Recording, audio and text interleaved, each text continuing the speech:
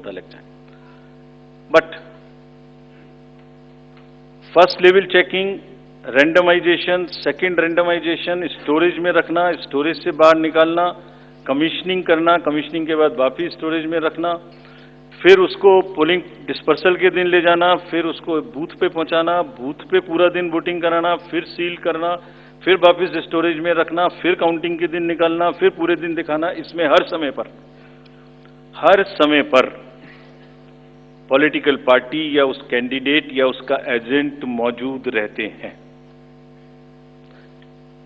जब मशीन में कमीशनिंग होती है उस दिन उसमें बैटरी डाली जाती है। पहले आया था, पहले और बहुत सारी चीजें आई थी कि वो हैक हो सकती है, उसका वोट इधर डाला तो इधर जा सकता है, कुछ हो सकता है। ये पहली बार आया। अब हम ये भी सोच रहे हैं कि इससे अगला क्या आएगा, हम नहीं समझ पा रहे इससे अगला क्या आएगा, बट लगता है अगला भी कुछ आएगा, रुकेगा नहीं। मतलब कितनी बार। एनीवे, कमीशनिंग बहुत जरूरी है समझना।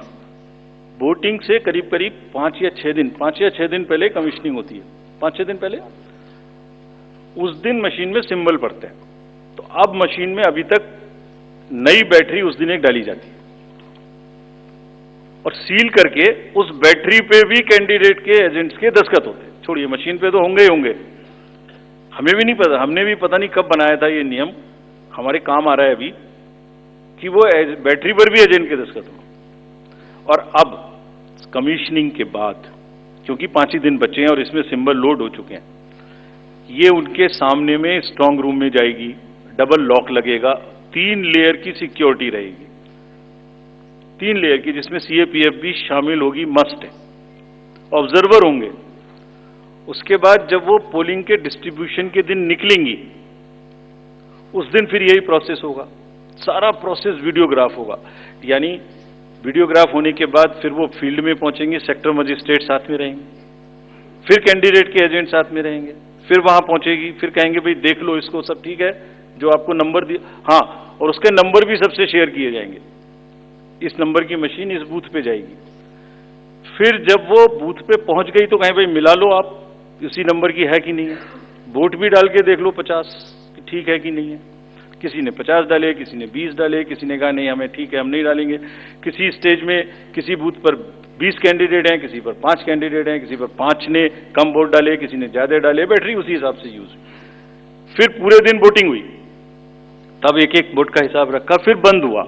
बंद होने के समय में एंड ऑफ क्लोज ऑफ पोल में फिर से दस्तखत कराए, फिर से हिसाब लगाया कितने वोट पड़े, फिर से फॉर्म 17C दिया। उसको कितना दिखाएंगे, कौन दिखाता है इतना, बताइए। कोई एक प्रोसेस कंपैरेटिव बताइए पूरी कंट्री में जहां पब्लिक डिस्क्लोजर, पार्टिसिपेशन इतना अधिक हो, कोई ये बताइए प्रोसेस। उसके बाद में बंद करने के बाद में उसको स्ट्रांग रूम में बंद किया, फिर काउंटिंग के समय निकाला तो एक बैरिकेटिंग लगाई, उस बैरिकेटिंग के बीच में से जाएंगे, इधर उधर से नहीं जाएंगे ताकि कोई मिक्सअप ना हो। अच्छा, मिक्सअप कैसे होगा, वो नंबर हमने आपको दिया हुआ है। जब काउंटिंग में पहुंचे तो फिर कहें भाई चेक कर लो, फिर 17C से चेक कर लो, round wise round this is happening. And there is a provision for objecting to any of the issue relating to this at any stage, which has not happened. So हम individual जिसने, वो बिल्कुल safe है, बिल्कुल robust है। अच्छा, और मैं बताता हूं आपको, आप पिछले 15-20 इलेक्शंस देख लीजिए, it is giving results after results differently. जहां मतलब ऐसा नहीं हो सकता कि जब पसंद का रिजल्ट ना आए तभी गलत है, ऐसा नहीं हो सकता। एनीवे, हम सबका इंडिविजुअल जवाब देंगे और आपको भी बताएंगे, उसको वेबसाइट पे डलवाएंगे, जवाब दे देंगे आपको। एक FAQ भी बनाएंगे, उसका बताता हूं मैं आपको। बट इसमें थोड़ा सा, चलिए आप अपना प्रश्न पूछ लीजिए, अभी बता देता हूं जी, बता दे, ये भी इसी के साथ बता